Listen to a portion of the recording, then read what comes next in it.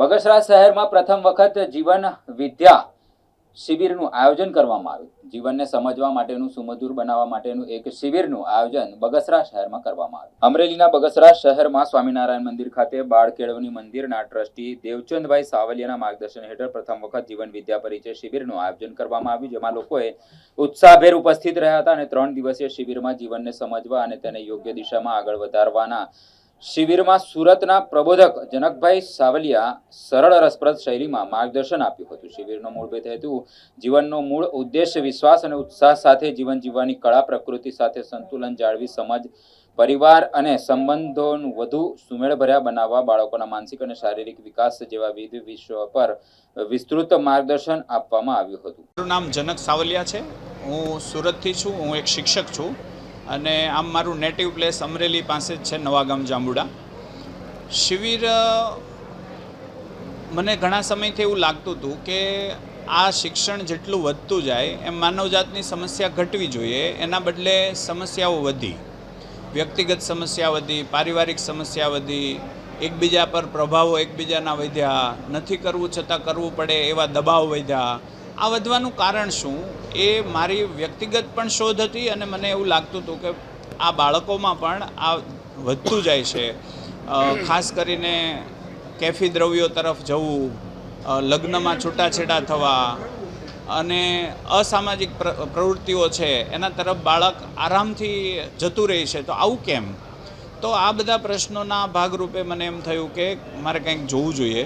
તો એવા સંદર્ભમાં મધ્યસ્થ દર્શન મારા સામે આવ્યું અને મેં એમનો અભ્યાસ કર્યો તો મને ખ્યાલ આવ્યો કે આ સમસ્યાનું ટોટલ નિવારણ છે એ જીવન વિદ્યા પરિચય શિબિરની અંદર એક ઓવરવ્યૂ મળી જાય છે કે માણસ છે એ ઘરની અંદર સુખપૂર્વક કેવી રીતે જીવી શકે, સંબંધોમાં કેવી રીતે જીવી શકે, સંબંધોમાં વિશ્વાસ કેવી રીતે અર્જિત કરી શકે, આ પ્રકૃતિને જે નુકસાન થઈ રહ્યું છે એ નુકસાનથી બચી શકે છતાં સુખપૂર્વક જીવી શકે એવું કઈ રીતે સંભવ છે એ ભાગ છે આ શિબિરની અંદર વધારે સ્પષ્ટ દેખાય છે। એટલે મને એવું લાગે છે કે આ કામ છે કરવા જેવું છે અને અમે આ બગસરાની અંદર આ કામ કર્યું।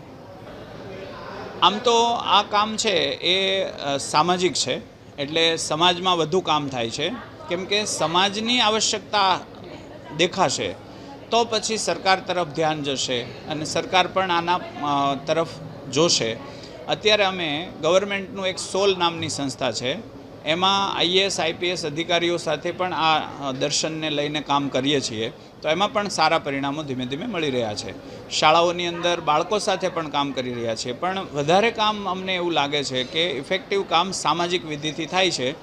સમાજમાં જ્યારે આ પ્રસ્તાવ લઈને જઈએ છીએ ત્યારે સમાજના દરેક વયના, દરેક વર્ગના લોકો આમાં બેઠા હોય છે અને ત્યારે બધાને સંપથી જીવી શકાય એવું સમાધાનિત મોડેલ આ શિબિર દ્વારા પ્રાપ્ત થાય છે એવું એ લોકોને લાગે છે। મને પણ એવું વ્યક્તિગત રીતે એવો સ્વીકાર છે કે આવું સંભવ છે, તો એના સંભાવનાના ભાગરૂપે આ કામ કરી રહ્યા છીએ। જય ગૌ માતા।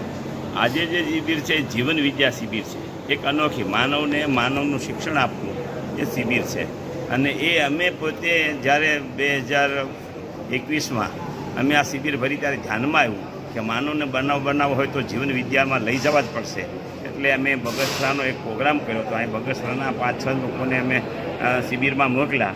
શિબિર ભરી ત્યારે દેવચંદભાઈને એના ધ્યાનમાં આવ્યું કે આ શિબિર અહીંયા કરવી જોઈએ, એટલે અમે આ આખી શિબિરનું આયોજન કરીને તાલુકાની શિબિર થવી જોઈએ, એમાં ખેડૂતો આવવા જોઈએ, મહિલાઓ આવવી જોઈએ અને નિવૃત્ત કર્મચારીઓ બધા પણ આવવા જોઈએ, ઉદ્યોગપતિ આવવા જોઈએ, એ રીતનું આખું આયોજન કરીને આજે 150 જેટલા કાર્યકર્તાઓનો વર્ગ ખૂબ સક્સેસ સાથે અહીંયા જીવન વિદ્યાનો રાખ્યો છે।